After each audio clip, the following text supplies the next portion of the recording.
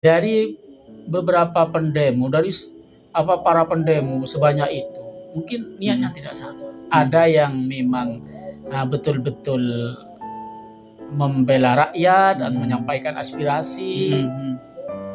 Tada embel-embel napa? Kalau ongkuan berarti. Bada saya unjuk rasa para pendemo itu karena memang ingin mengacaukan pemerintahan, ingin karena bayaran. Ngereng ngopi bareng di podcast Suramadu Suara Madura. Baik, assalamualaikum warahmatullahi wabarakatuh. Bismillah, alhamdulillah, wassalatu wassalamu ala rasulillah wa ala alihi wa sahbihi wa mawalah. La hawla wa la quwata illa billah, amma ba'du. Ketemu lagi di channel ADJ di podcast Suramadu Suara Madura. Di kesempatan kali ini kita sudah memasuki malam ke-13 di bulan puasa. Mudah-mudahan kita selalu diberikan kesehatan, diberikan kelancaran dalam menjalankan amal ibadah puasa. Amin ya rabbal alamin. Pada kesempatan malam hari ini spesial di bulan puasa, kita akan bikin podcast seputar puasa. Dan sekarang sudah hadir bintang tamu utama kita di spesial bulan puasa ini. Namun sebelum itu, bagi teman-teman yang baru nyampe di channel ini, mohon support dan dukungannya dengan subscribe, like, share, and comment. Oke, saya ucapkan terima kasih. Selanjutnya langsung saja kita akan ngobrol dengan bintang tamu utama kita di spesial bulan Ramadan ini. Kita akan ngobrol seputar puasa dengan beliau, Kiai Abdurrahman Rafi'i. Assalamualaikum, Kiai. Waalaikumsalam warahmatullahi wabarakatuh. Puasa lancar, Kiai? Alhamdulillah lancar. Lancar. Kalau aktivitas kegiatan di bulan puasa ini apa saja ini, Kiai? Ya biasa, kalau pagi tidur. Pagi tidur, terus ya malam tarawih, ya ngimami tarawih itu pindah-pindah kita. Ada jadwal-jadwal rutin gitu ya. Terus setelah tarawih ya biasa majelis taklim. Jenengan itu kan mubalik ya. Ada gak di bulan puasa ini jadwal untuk ngisi pengajian gitu? Ya, kebetulan tidak ada. Tidak ada. Saya banyak undangan bukber gitu. Undangan bukber. Tapi kalau pengajian rutin pengajian rutin itu ya setiap ba'da tarawih. Iya, alhamdulillah. Baik, Kiai. Seperti kita tadi bahwa di bulan puasa ini kita spesial membicarakan tentang seputar puasa nih, Kiai. Iya. Dan podcast kali ini saya akan mengawalnya dengan salah satu hadis Nabi. Idza ja'a Ramadan futihat abwabul jannah wa ghulliqat abwabun nar wa sufidatis syayatin. Artinya ketika bulan Ramadan pintu surga dibuka, pintu neraka ditutup, setan-setan dibelenggu ini, guys. Tapi kenyataannya kemaksiatan juga masih tetap jalan seperti biasanya ini, guys. Berarti masih bandel setan. Ya, buktinya juga tawuran juga banyak, terus juga pembegalan juga masih ada, dan maksiat-maksiat lain juga masih jalan seperti biasanya gitu. Bahkan yang puasa masih mengerjakan maksiat. Bahkan yang mengerjakan maksiat. Apalagi yang tidak puasa gitu. Iya. Kalau seumpamanya puasa di siang hari sambil lek-selek sampai tegangan teh makan sore. Biar hasanan. Berarti kan maksiat tetap jalan nih, Kiai. Iya. Lah itu bagaimana implementasinya setan dibelenggu ini, Kiai? Oh iya. Ini maksudnya fi haqqis shaimin alladzina hafizu syara'ita Ramadan. Ini berlaku bagi orang-orang yang betul-betul menjaga puasanya, betul-betul menjaga syarat-syarat puasa dan adab-adabnya. Ya. Mungkin kebanyakan. Kalau menjaga syarat-syaratnya ini banyak sebisa. Okay. Tapi adab-adabnya ini yang sulit. Bisa dijelaskan ini tentang adabnya. Kalau tentang adab itu diantaranya orang berpuasa ini semestinya atau seharusnya meninggalkan menjaga lisannya. Jangan riba, jangan namimah, jangan bohong. Bagi yang puasa setengah-setengah, anggaplah begitu. Ya tetap incar setan itu. Anggaplah apa lo ada ertok gitu ya. Iya, bagi mereka setan tetap tidak terbelenggu. Tapi untuk orang-orang yang berpuasa benar-benar maksimal, ya setan diikat bagi mereka. Setan diikat begini. Ataupun sebagian ulama ada yang mengatakan bahwa hadis tersebut adalah ala sabilil majas. Majas. Yang dimaksud itu sebenarnya bukan setannya yang diikat. Tapi ketika orang itu berpuasa, lapar, haus, dan kita sudah bisa menjaga dari hal-hal yang haram, berarti kita ini sudah mampu menekan syahwat, menekan hawa nafsu. Karena kita sudah bisa menekan hawa nafsu, maka setan tidak akan mampu mengganggu kita, tidak akan mampu, tidak akan berkutik lagi kepada kita. Artinya ini majas ya. Iya, ala sabilil majas itu sebagai. Jadi setan tidak berkutik bagi orang-orang yang betul-betul bisa menekan hawa nafsu, ego. Siapa songguan lah. Apa songguan. Iya Kiai, ini selanjutnya kita ingin tahu tentang puasanya orang di perjalanan atau musafir nih Kiai. Nah, puasanya orang yang sedang melakukan perjalanan ini boleh enggak Kiai melakukan iftar ataupun mokel ini Kiai? Oh ya, musafir ini memang mendapat rukhsah, mendapat dispensasi. Ya. Boleh saja, tapi ada syarat-syarat yang harus dipenuhi. Di antaranya syarat-syaratnya ya jarak perjalanan harus sampai masafatul qasri. Jarak qasar sholat ya perkiraan berapa ini 90 sampai 100 kilo lah. Ya. Itu yang pertama. Yang kedua, syaratnya itu harus niat, Ustaz. Ini yang banyak yang tidak dilakukan. Kadang ya kayak udah mau gitu, Niat maksudnya? Niat tarakhus. Niat mengambil rukhsah itu, niat menjalankan rukhsah, menjalankan dispensasi yang diberikan itu. Mengambil dispensasi. Iya, itu harus diniati. Sebelum mokel ya kita niat. Niat mengambil rukhsah, mengambil keringanan atau dispensasi. Nah, dalam kitab ini Fathul Alam annahu yajuzul fitru lil musafiri fi Ramadan bi syarti ayyakuna safaruhu safaru qasrin. Yang pertama jarak, ya seperti yang disampaikan tadi, jarak harus jarak masafatul qasri.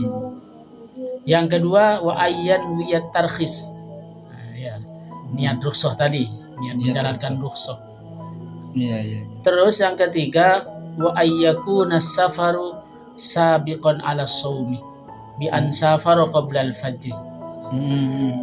Perjalanannya itu artinya berangkatnya itu harus sebelum fajar, sebelum subuh. Intinya ketika si musafir tersebut berangkat setelah subuh atau berangkat jam 8, jam 9, maka ya tidak boleh. Tidak boleh mokel, tidak boleh. Cuman Ustadz di sini masih ada juga yang memperbolehkan khilafan lil Imam Ahmad haitsu qala yajuzu wa ikhtarahul Muzanni. Imam Ahmad dan juga Imam Muzanni memilih pendapat ini. Artinya walaupun berangkat jam 7, jam 8 masih boleh. Nah, iya. Sekarang ini seperti syarat seperti barusan nih Kiai ya. Bahwa syarat yang pertama adalah musafatul qasri, yang kedua niat tarokhus ya Kiai ya. Yang ketiga itu harus sebelum fajar. Harus sebelum fajar ya.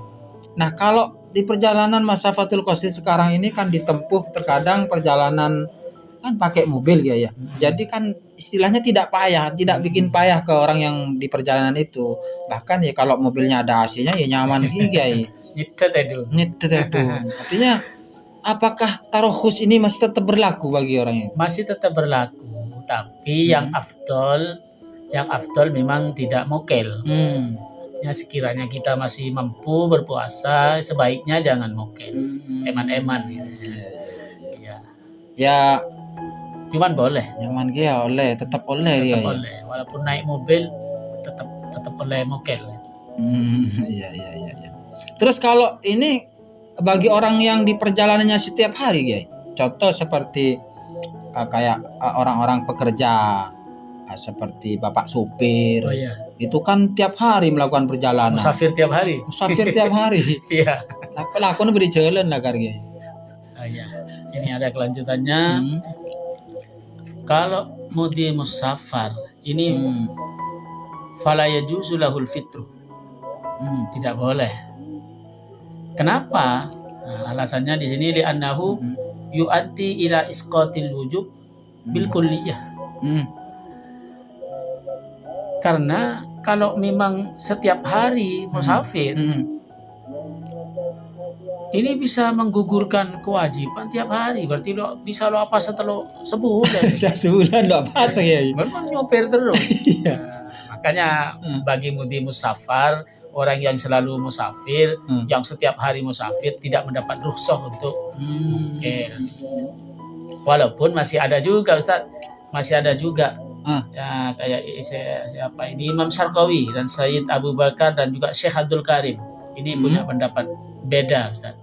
Artinya kalau orang tersebut musafir yang mudi musafar tiap hari safar itu berniat untuk nyaur, untuk mengkodok, maka boleh-boleh saja. Masih bisa? Masih bisa. Di sopir masih bisa mokel dengan niat kodok. Dengan niat kodok lakar yakin saya nanti bisa ngodok. Bisa ngodok. Tapi secara logika Ustaz, pas bila saya nyaur, saya benar. Hari keluar. Kalau kejadiannya begini, kalau semua supir itu yang saya tahu itu biasanya kalau supir bus malam itu seperti luar kota itu seminggu dia di malam hari di perjalanan. Dia pulang 3 hari, habis itu dia aplosan lagi itu Kiai. Oh iya bisa berarti ya. Mungkin yang kayak itu. Mungkin di rumah ada waktu 3 hari itu di rumah biasanya ya. Iya. Dan itu mungkin bisa pas. Bisa cecel kodoknya. Bisa itu. Cecel itu. Iya. Berarti pada asalnya tadi tidak boleh ya? Iya, tidak boleh. Kalau masih ada ulama yang memperbolehkan. Kalau memang yakin atau niat bisa mengkodok ya. Oh iya. Siap. Lalu ini Kiai, pertanyaan berikutnya nih sehubungan dengan kemarin tanggal 11 April nih Kiai. Oh iya. Kemarin itu teman-teman mahasiswa yang tergabung di Badan Eksekutif Mahasiswa se-Indonesia ini kan mengadakan demo kemarin. Iya. Demo nasional. Nah, demo nasional dan itu dilakukan di bulan puasa di siang hari. Kalau di malam hari kan, kalau di siang hari ini panasnya kemarin itu saya lihat luar biasa itu. Ya, betul. Dan juga banyak selebaran video-video, foto-foto juga di situ banyak yang tidak puasa ternyata ini. Nggak pas, sudah panas ya. Banyak sebeleng. Panas. Yalah wajar lah mungkin. Nah itu bisa, boleh enggak itu tidak puasa dalam waktu melakukan aksi demo itu ya? Ini saya agak bingung menjawabnya ini. Kenapa bingung? Karena para pengunjuk rasa ini, para pendemo sebanyak itu mungkin tujuannya tidak sama Ustaz. Ya, mungkin kan demikian kan? Jadi ditinjau dari tujuannya? Iya, ini kan mengenai rukhsah Ustaz. Dari beberapa pendemo, dari para pendemo sebanyak itu, mungkin niatnya tidak sama. Ada yang memang betul-betul membela rakyat dan menyampaikan aspirasi. Ada embel-embel napa? Lakar longguan berarti. Bada saya unjuk rasa para pendemo itu karena memang ingin mengacaukan pemerintahan, ingin apa karena bayaran. Ada yang dibayar memang gitu. Iya, ada yang apa ada dendam politik, banyak macam. Berarti anggaplah ada dua, walaupun mungkin masih banyak niat-niat yang lain. Anggaplah ada dua, ada yang positif niatnya, ada yang Negatif. busuk niatnya. Ya, Ada yang negatif. Ya. nah bagi yang positif niatnya, kemudian mengalami haus luar biasa. Kalau istilah dalam kitab itu sampai masyaqqatan syadidah, sampai sangat-sangat masyaqqat. Maka itu boleh saja, boleh iftar, boleh mokel di siang hari. Sama dengan para petani, Ustaz. Para petani ketika misalnya musim panen di bulan puasa, ketika panen mengalami haus atau lapar yang tidak bisa ditahan, ya istilah dalam kitab sampai masyaqqatan syadidah, itu ya boleh mokel. Hanya siang. Mendapat rukhsah itu artinya mendapat rukhsah ini apa? Ya tidak dosa, mokelnya tidak dosa, tapi tetap wajib mengqadha. Dah, yang kedua, kalau bagi para pendemo yang tidak benar, tujuannya tidak benar, ingin mengacaukan negara, ingin mencemarkan nama baik pemerintah, ingin membuat gaduh, ataupun ada dendam politik, ataupun karena dibayar gitu. Itu kan tidak benar sudah. Para pendemo yang tidak benar, berarti para pendemo kemarin itu berarti kan melakukan kemaksiatan. Sedangkan mokel yang mendapat rukhsah tadi harus apa? Tidak dalam keadaan maksiat. Saya teringat kaidah ar-rukhsatu la tunatu bil ma'asi. Bahwa rukhsah itu tidak ada hubungannya dengan kemaksiatan. Intinya bagi para ma'asi, para pendemo yang melakukan maksiat itu tidak bisa mendapat dispensasi, tidak bisa mendapat rukhsah. Berarti tergantung dari tujuannya ya. Tujuannya kalau memang benar ya boleh. Kalau memang masyaqqatan syadidah tadi ya. Kalau yang tidak benar ya jelas tidak boleh karena ada alasannya ma'asi gitu ya. Kalau maksudnya masyaqqatan syadidah itu seperti apa Kiai?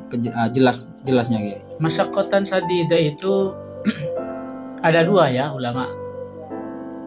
Masyaqqatan syadidah itu ada bin nisbah lil marid, ada juga ya bin nisbah li ghairihi. Kalau yang bin nisbah lil marid, kalau masyaqqatan syadidah sangat masyaqqat itu dinisbatkan pada orang sakit, itu matubihu tayammum. Sakit atau masyaqqat sekiranya sampai ya memperbolehkan tayammum, berarti sakit agak parah. Ya, ataupun tidak parah tapi menurut keterangan dokter misalnya puasa ini tambah parah nanti penyakitnya, ya boleh, kan beda. Terus yang kedua ada masyaqqatan syadidah itu dinisbatkan pada selain marid, selain sakit.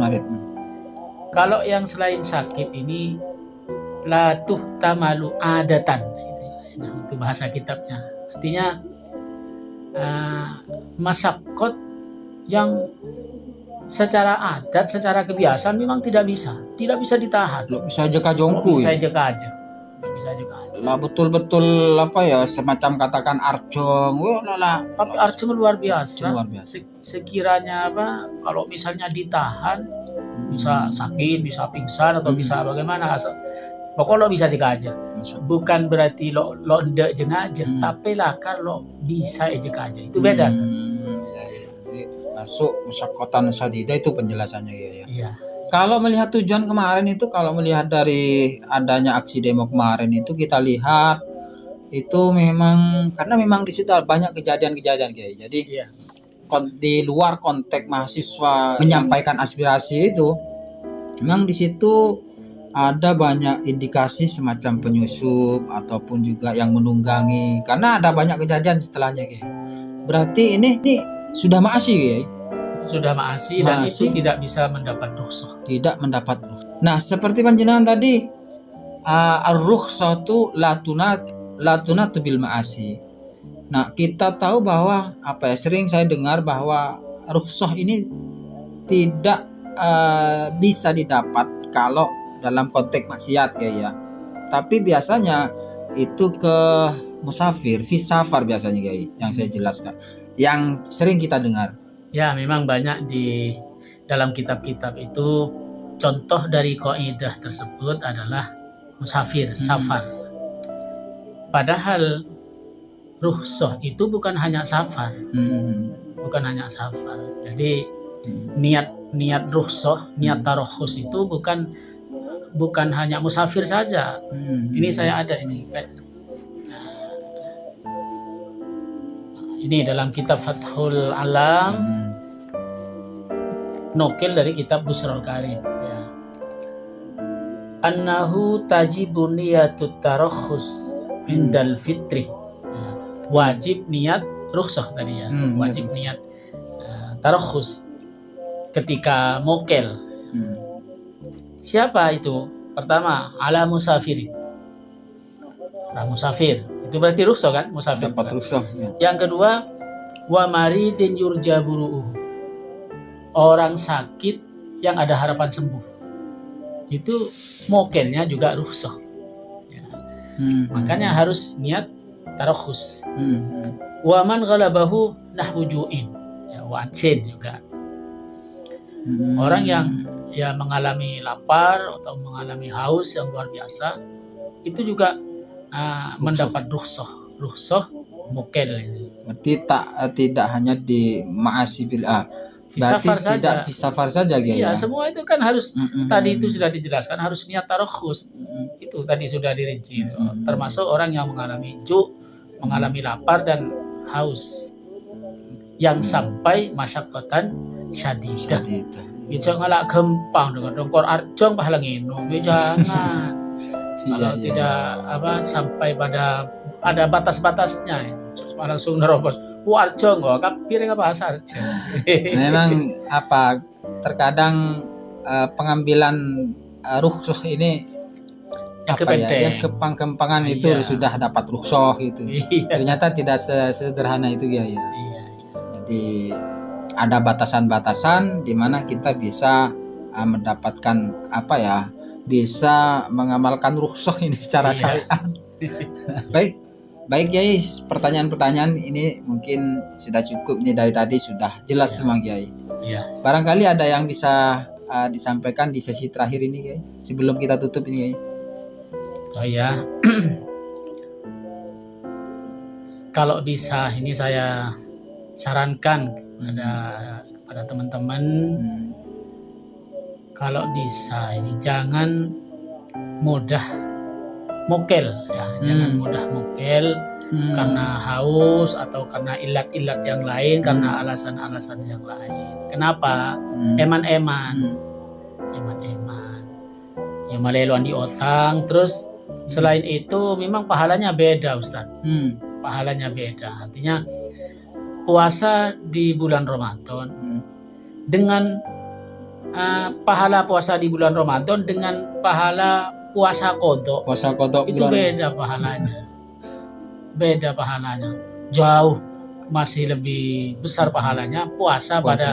pada waktunya, yaitu di bulan Ramadan. Beda bahkan eman. Tidak panggang dididik rukhsah dapat rukhsah. Dididik rukhsah. Olah lah kalau rukhsah toh benar.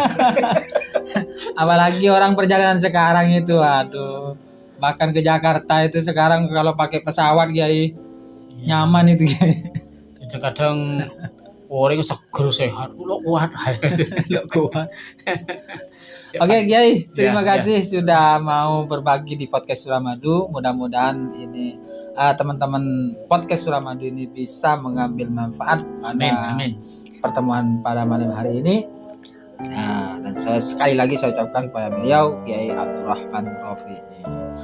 Oke, mungkin cukup sekian podcast pada malam hari ini. Kurang lebihnya mohon maaf. Wassalamualaikum warahmatullahi wabarakatuh. Waalaikumsalam.